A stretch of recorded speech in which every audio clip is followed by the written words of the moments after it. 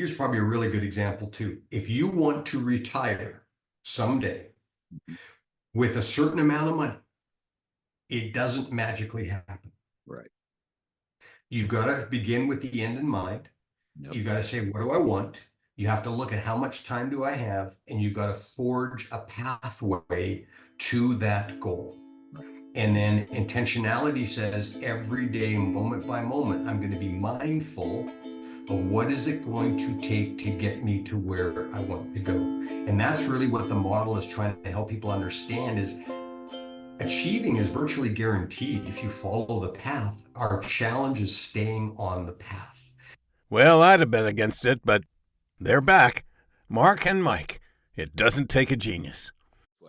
Herb, I don't know if you get a chance to listen to the podcast, but it usually begins with Mike Marshall screaming my last name to the point that now some of my clients, when they see me in public, say, Ramsey. So anytime that these episodes don't start with that, it means one of two things. I'm talking by myself about something that I am passionate about, or I have an actual genius on It Doesn't Take a Genius. So anyway, listeners, welcome. Herb Mast, who, gosh, we've known each other since roughly 2011 or so, 12, somewhere around there. 2012, yeah. Sounds right. So he's, beyond being a father, a grandfather, a husband, he is a coach and consultant primarily to car dealerships. And Herb, remind me, I know you were a general manager of at least one dealership, but can you give us a little bit of your automotive, sort of pedigree? So it's important for people to understand I'm not a car guy in the traditional sense. And in fact, when I was a general manager, I advertised that way on the radio, that I'm the non-car guy, and I had people coming into the store asking to meet with the non-car guy. Beautiful. I really wanted to make a point. There's a stigma in the car industry that doesn't need to be there. And we have an opportunity, if we operate the way we should, the right way, in order to change that stigma. And so I was a general manager for just under 3 years. I was not in the industry for a long time, although I will admit, I've been an entrepreneur most of my life. Yeah, I was going to say, you've started several businesses. Yes. When I graduated from college back in 1985, I had the opportunity to go one of two directions. Either to join General Motors, they were interviewing me, or a major Canadian bank. I grew up in Vancouver, Canada. I live in Nebraska now. Right. And I decided to join the bank and not go the car route. And I worked for the bank for 3.5 years. Banking is not for me. I'm too entrepreneurial, too creative, if you will. In fact, it was funny because every department I'd go into in the bank during a 2-year management training program, I was trying to fix the department. And so that kind of tells you early what your passions are, right? Yeah. So I built a number of companies largely because I had ideas and I wanted to bring those ideas to market. And each of those companies, then I built them and I sold them, and I had opportunities to work with other companies. And then finally in 2009, I had just sold a company, was finishing off some consulting with them to transition. And I had the opportunity to, a car dealership group, small group, said, hey, have you ever thought about the car business? And I was like, I don't think so. No. But talked, and I thought, okay, might be very interesting. And so I got involved, and I was kind of a guinea pig, because in the car business, you tend to start at a very low position. You work your way up, typically through sales, before you ever become a general manager. And the general manager is kind of the pinnacle for most people. Yep. And my very first job in the car business was general manager. And so it blew a lot of people's minds. But this is an important point, because this actually ties in very nicely to what defines my career now and why I wrote the book. Because, and I mentioned this in the book, I was sitting interviewing each of the leadership team members in the dealership, and I was talking to my general sales manager, who was the previous general manager. Interesting dynamics, right? Okay.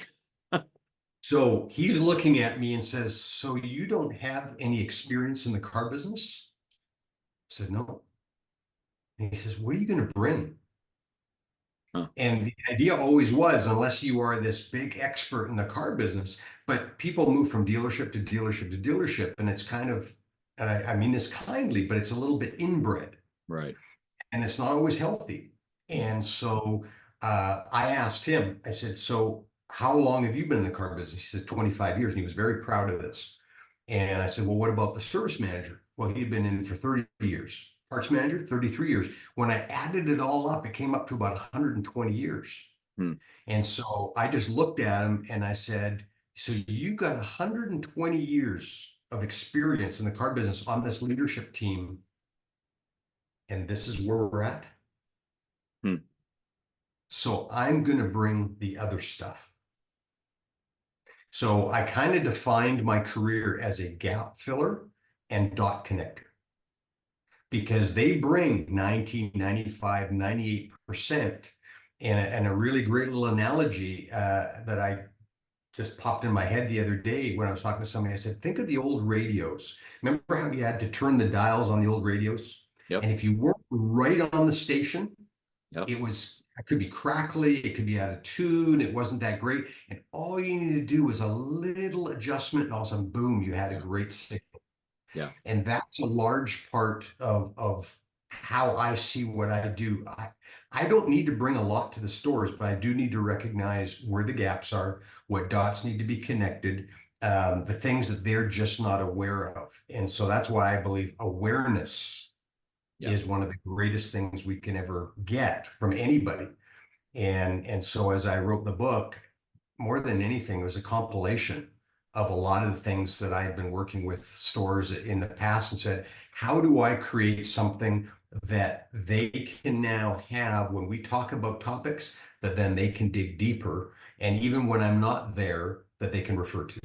So you said compilation, and brother, you're right. I mean, this book. So I've got a copy. You've got a copy behind you, but Intentionality for Leaders. I love the you've sort of got two taglines on the front, and it'll really set up what we're about to talk about here, because I just want you to unpack one part of the book. Right. It's just so dense. Beyond mere talk and actionless goal setting and good intentions, to real and sustainable results. And then you add why and how some people, teams, and leaders achieve more, and how you can too. So this is a Right. book about results, and your argument is that the path is through intentionality. Correct. I want to talk about your model that you came up with about intentionality, but I have to ask you this first. This book is really dense, and I did get the pleasure of reading a pre-release copy. And I remember sending you some feedback basically saying, are you sure you want to do this? Like, there's like maybe 5 books in here. And Right. It's not the typical business book where, it's the fad book of the year, and everybody reads the first 3 chapters and they get the gist and you move on. Every single chapter has at least a nugget. And if you're a fan of this podcast, it's the kind of nuggets that we talk about here. It's the kind of stuff where it's insight that leads to action. It's something very practical. You've absorbed a lot of really good books. You've had a lot of great experiences, and you've made it very practical on a chapter by chapter basis, and short chapters, by the way. Right. So I guess let me let you defend your case, because obviously, you're right about this, but why make this one book? Why not have like 5 different books here? You could have just spaced this out a little more and spread out the wealth. It's so Yeah. dense. So I didn't get into the process to say, how do I write books and now have a career of being an author? Yeah. I really wrote this as a field guide, some have said, as Yeah. a tool, if you will, Yeah. that people can take, they can read, they can absorb the principles. And so I had kind of a pathway, if you will, that I was following, very similar to the pathway that I work with clients on. Yeah. And so I start out with a general perspective of what is intentionality. Yeah. And then I lay a lot of foundational principles so that you can even understand how to execute on some of the stuff. Because if uh, the model itself comes down to a basic understanding of two things. Well, let's say three things. Number one is there is science, the second law of thermodynamics, that says if you do nothing, guaranteed things will get worse. Yeah. Nothing gets better on its own. Yeah. And so it requires us to take action in order to improve, to get more, to get to where we want to go. Mm-hmm. And so the realization, everybody has to realize that it's going to get worse unless you actively do something. Mm-hmm. And unfortunately, in life, too many people talk about what they want to do and don't take the action, because that's where second part of science comes in. Our brain is all about rational thought and emotional thought, but it's the emotional thought, it's that limbic part of your brain that drives 3 times more action. Mm-hmm. And so I don't always feel like it. And when I don't feel like it, it requires me to be very intentional. Yeah. But intentional is not enough. It needs, again, that action piece. So intentionality was a word. I thought I came up with it. I was standing in a conference room of clients, and I'm writing on the whiteboard. A lot of what I do is whiteboarding. And I wanted to make a point about how we get to where we want to go. And I wrote the word intentionality on the whiteboard. I stepped back and I looked at the group and I said, I don't even know if that's a word, but it seems to fit. And I later looked it up in the dictionary, and sure enough, intentionality was a word. But ever since then, I've been on this pathway to help people understand what intentionality is. And so the model really breaks down into this first understanding of, hey, everything's going to get worse on its own. Mm-hmm. It's going to be that downward spiral. And on the cover of the book, I've got this dot line that goes all over the place. Yep. The second principle is it requires action to go in a different direction. Mm-hmm. But that action does require energy. And that's why a lot of times we don't do it, because it takes energy. And I won't get into the elephant in the rider metaphor, but that elephant in us, and this is maybe a teaser for people to go, what do you mean by the elephant? Yep. There's an elephant in us that just doesn't want to do stuff. Right. And we've got to encourage that elephant. So in order to get to where we want to go, it requires action. But the starting point in all of this is philosophy. Now, that's a fancy word. A lot of people think, oh, philosophy, that's like a really deep side. It's just a simple way of saying, hey, what do you really believe? Not what do you talk about and tell people that you believe. You can tell what people believe by their actions. Yeah. And so unless your philosophy is aligned with the actions you want to take, the rest is just not going to happen. And so you got to start out with the foundational principles and understanding of what do I really believe. And once you align your beliefs, the rest of it is, and I do get into a formula called the intentionality formula, where I try to give people a very simple framework, if you will, for taking any situation and breaking it down into the steps that need to be actioned. And you're that is, I wanted to get that out there, that there is a formula. It's got 8 parts. It's very I mean, you could sit down and do a diagnostic on yourself or on your team or on your organization with it. And so you've talked about, there are these principles that make the early chapters. It ends with this formula. In between, you have this model. And so I really wanted to talk about the model. One of the things you say in the book is that, you can take positive actions that are basically just as easy to do as not taking any action, or taking a negative action, and that's what keeps us on our trajectory, is being able to take those little steps. You give the example of an elevator versus stairs. That those are just little steps that you can take. You might as well take the stairs if you have, if that helps you toward your goal of some fitness, target that you're trying to hit. And a lot of, just let me pause you there real quick, because we say a fitness target. Yeah. Think about life. Think about how we perform at our best. There is a certain degree of health, if you will, that is required. And I'm going to give Patrick Lencioni a plug in here because he really helped to capture the essence of how important a general health is Yeah. in his book, The Advantage, where he says organizational health Yeah. trumps everything else in business, and contrasts the difference between smart and healthy. Smart people don't get healthier, healthier people get smarter.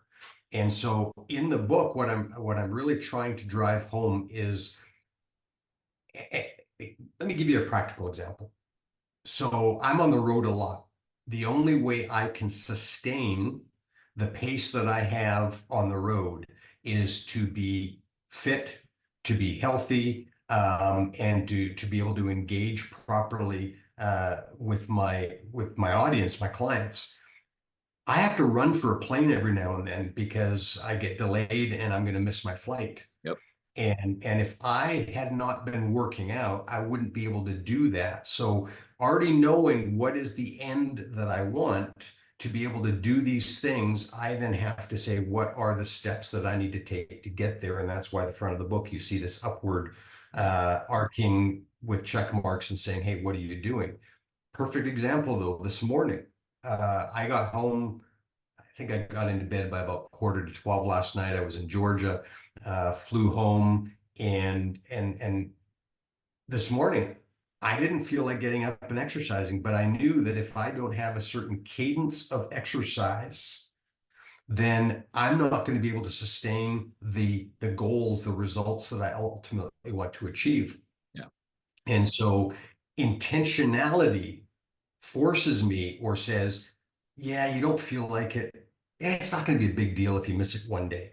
Well, then it's not a big deal when you miss it a second day and a third day, and pretty soon you're out, right?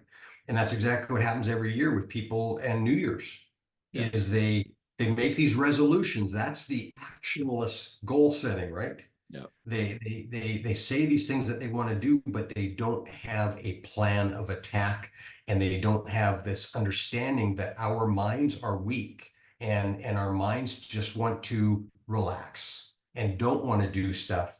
But then later we realize what we missed out. So walking the stairs, Yeah. having a mindset of I can take the stairs, I can take the elevator. I am going to take the stairs because it gives me free exercise. Yeah. But it's just as easy to do one or the other. Yep. But I'm going to choose, and that's the key.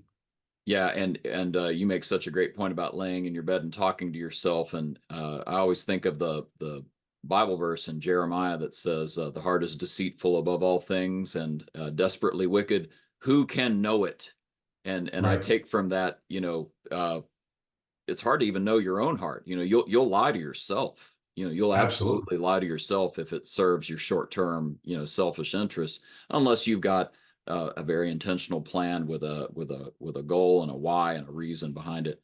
So, okay, so it's going to be hard for us to step through this with people not seeing the nice graph you have, but I want to I want to highlight that your model takes place over time. And you say Yeah. time is one of the elements at play here. And I think really what you're saying is the realization that I've got this time and I've got 24 hours and everybody else has 24 hours. What am I going to do with the time given to me? Is that a fair? Yes. And in fact, here's a couple quotes. One is by John Wooden, Mm-hmm. The greatest college basketball coach of all time. Mm-hmm. And he said that greatness is about what you learn after you think you know it all. So number one, we've got to stay open to what do I need to learn? What I just don't know everything yet. And the more you learn, the more you realize you don't know. Right. But the other quote has to do with, and I think is in John Hardy's book, The Compound Effect, where he says, success or greatness is achieved by people in the gaps that others waste. Ooh, yeah. So in the time that most people are wasting, is when successful people are doing stuff, because we all have 24 hours a day. We all have 60 minutes in an hour, 60 seconds in a minute. Right. And the question is, what are you doing with that time? Are you sitting there on your phone just fumbling away in social media, or are you actively engaged in the work that you're doing? And so I think too much in life we're drifting instead of making intentional choices and taking intentional action. And so the model says you've all got the same amount of time. And Right. I get it. It's just as easy not to do it as it is to do it. So the first awareness is, if you don't do it, you are guaranteed to get less. Yeah. Love that. So That's yeah, Moses said, teach us to number our days, right? You know, if I knew how many days I had, I'd count my days and I'd make my days count. I think there's a yeah, song that talks about that. Well, so let's go back to the philosophy that would undergird this whole thing. You said yeah, philosophy, you know, it's what we really believe, what we really believe. You you give a lot of examples there. You've already brought up the elephant, you know, sort of this emotional part of your brain that is 3 times more likely to, or it's going to drive 3 times the amount of behavior. We could yeah. probably talk about, you know, we've talked about the elephant on the podcast before. We've talked about Simon Sinek's start with why. If you were going to give us maybe a nugget to say, okay, you've got to get this part right to get this whole process going, to get the whole model working for you, what would you say about philosophy? Okay, so another author, and hey, just so we're clear, there's very little original in the world. Right. It's just like a restaurant. A great restaurant is not because they have come up with new ingredients. Right. They've come up with a way to bring existing ingredients that are available to everybody into something that people like and like to eat. And 100%. so, Yeah. so from a philosophy standpoint, this is probably the most powerful way that I can put it. We often rely on this thing called willpower. Mm-hmm. And willpower means that I have this idea, I want to do it, and in fact, the science will tell you that willpower is depleting.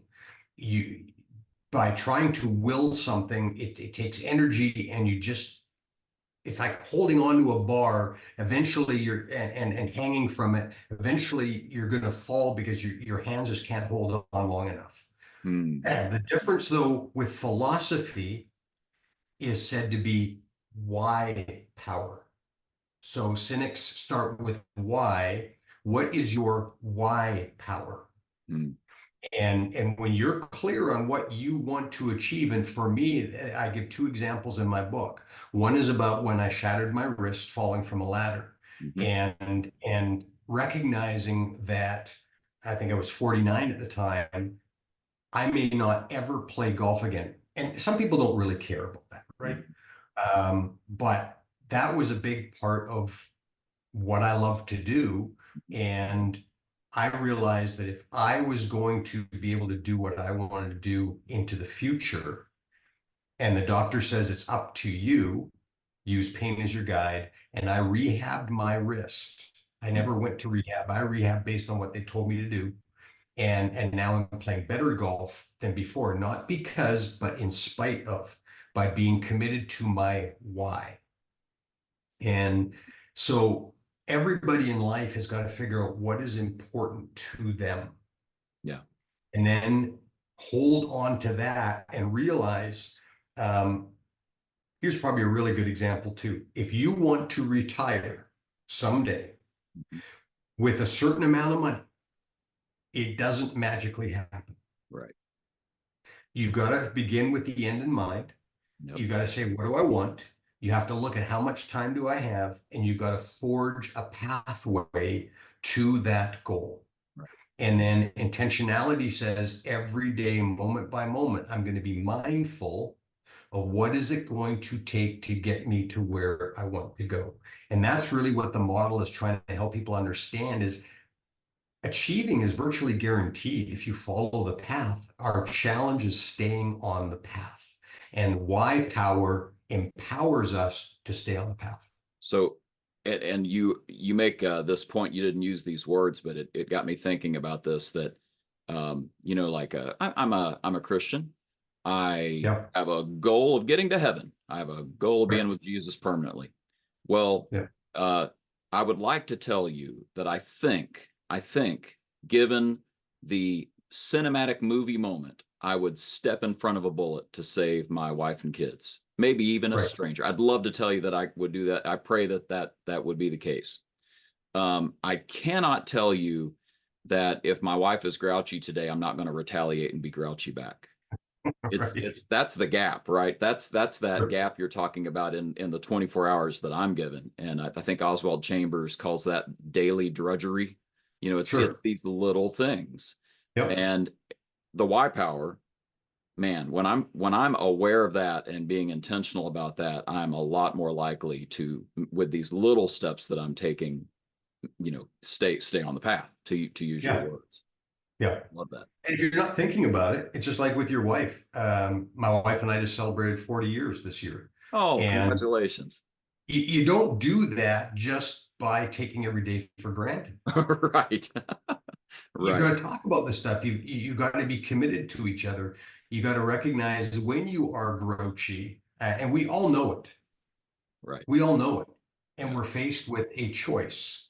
Yeah. And so in my model, I also say that when we're on the path downward, there comes that point in time where we have the opportunity to make a choice. Right. Are we going to get onto the right path, or are we going to allow ourselves to keep going down the wrong way? Yeah. And so that's the point of ownership. Are we Yeah. going to own our situation, or are we just going to allow life to own us? So it's so funny the way I was actually thinking about this when I read the book, that a lot of this boils down to naming, which is a big hang up for me, with classical education being sort of the thing that turns my crank. A lot of education starts with grammar. It starts with Yep. naming things and being able to categorize things. And in two ways, you just mentioned naming. The one is that I need to get really clear with my why. I need to name not maybe I should expand that and say not just my why, but not just my purpose has to be named, but I have to name how I'm going to get there, the things that are important to me, the values that are important to me, and get really clear about that so that I can make good choices and attitudes and decisions as I go through my walk. But at the same time, I'm going to walk off the path, and I've got to Right. name that. I've got to say, wait a minute. And I think anybody who has practiced meditation has had, that coaching that says, hey, you're going to notice that you're getting distracted. Name it. Don't get judgmental about yourself. Just say, oh, I'm getting off the path. Let me step back on the path. So both of those are ways that we're really just spending time saying, okay, wait a minute. Let's name what I want to be. Let's name what's going on right now, and let's get that path carved out. Yeah, I think the naming is so important for getting clarity Yeah. for ourselves as to what we really mean. And here's a challenge, for instance, in the car business. The car business is driven by money. Everybody gets a piece somehow Mm-hmm. of the puzzle, whether it's a commission, whether it's a flat rate technician, whether it's a bonus, a spiff, or something else. And too often in business, we talk about the money side of things instead of naming the real why behind it. Mm-hmm. And I often make a provocative statement when I'm in front of a group, and I say, so I don't believe it's about the money, and I don't believe it's ever about the money. Mm-hmm. Money is a medium of exchange. The question is, why do we want the money? What are we going to do with the money? Yeah. And we need to name what that real thing is, because for one person, they might be in debt and they want to get out of debt. Another person might want to buy a house, never been able to buy a house, and they've been renting, and they want to do that. Another person might be putting their kids through college, another one having a vacation. What is the why of why they want to have the money? And when a leader identifies the why behind the person working in the job and earning the money, we can now talk about something that is more tangible and that is more powerful in motivating people. And you get into like Daniel Pink, who talks about the science behind what really motivates us. Right. Money's rational. It doesn't motivate like people think it motivates. There's a whole bunch of other elements mastery and autonomy and a sense of purpose that really drive people's behavior. And so that's why naming is so important, because otherwise, very generic, we get lost in that. When it's defined, we can now focus and we can bring ourselves back to what we're doing and why we're doing. Yeah, is it fair to say I've already thought about it, so now I don't have to think about it as I take some of these steps, or is that going too far? I think it's just critical that we stay focused. We're going to fall off the path. There's no question. The downward pull to failure, to less, to whatever, that happens not only naturally, there is a pull in that direction. You think of it like gravity. Yeah. Whether you realize it or not, we're being pulled down, and life has a way of pulling us down. And just like sitting in the chair like you are there, unless you choose and actually take the action to get out of the chair, you're going to be sitting there and you'll die in that chair. Yeah. And so life is like that. And we all, every single day, it's almost like we have to beat our bodies into submission to ultimately do the things that we want to do. And the things we want to do, you talk about it in the model as, success is getting more of the things you want, more of what you want, and failure is, the opposite of that, getting less of what you want. And that point of ownership is what we've been talking about, naming what's happening and saying, okay, wait a minute, I'm going to make a choice to go back. Could you talk really, I guess this is maybe the last part we ought to cover, but the actions that we can do, the things that we can do to sort of keep us in the moment by moment on that path. They are, you've described them as easy to do as not to do. Right. But it's not, I mean, like we said, human nature kicks in here. The heart is deceitful above all things. I will happily stray off the path if I don't have that focus. So you mentioned several things, about, habits and so on that can help us stay on the path. Do you want to sort of maybe give a little bit of a laundry list just to tease some of the nuggets that people can get out of the book? Sure. So this is where it gets a little bit back to the formula, right? Yeah. So we can understand the theory of the model. The question is now, how do I actually put it into practice? Yeah. And that's why I lay out the model and I say, hey, listen, if you break it down into actionable steps, too often we don't do things because we're not aware of what is having the impact on us, right? For a weight loss person, we all eat every day. But if I'm not aware of what is in the food I'm eating and how many calories are in the food I'm eating, I could very easily overeat. If I have a limited amount of money, and unless I'm aware of where I'm spending that money, I could easily overspend. And again, that downward means I'm going to go into debt. Yeah. So the formula is saying, hey, you can break down any situation into its 8 components and look at which of those components needs the action, because human nature is to do the things that come easily and more naturally. And a general manager I work with said it this way: some things in life come natural. For everything else, you need intentionality. You don't need to think about what comes natural. But if you want to accomplish with things that aren't natural, you need to focus on what are the things that require the action? What are the steps I'm going to take? And when we arm ourselves with the awareness that, hey, listen, do I even have a plan? Too many people hope for, but don't have a plan. Yeah. So do you have a plan? Is that plan executable? The second part is, do I have the tools, the resources, the team, the talent, if you will, to get it done? And are those people, especially in teams, are they engaged? Well, there are 4 things right there to be able to work on.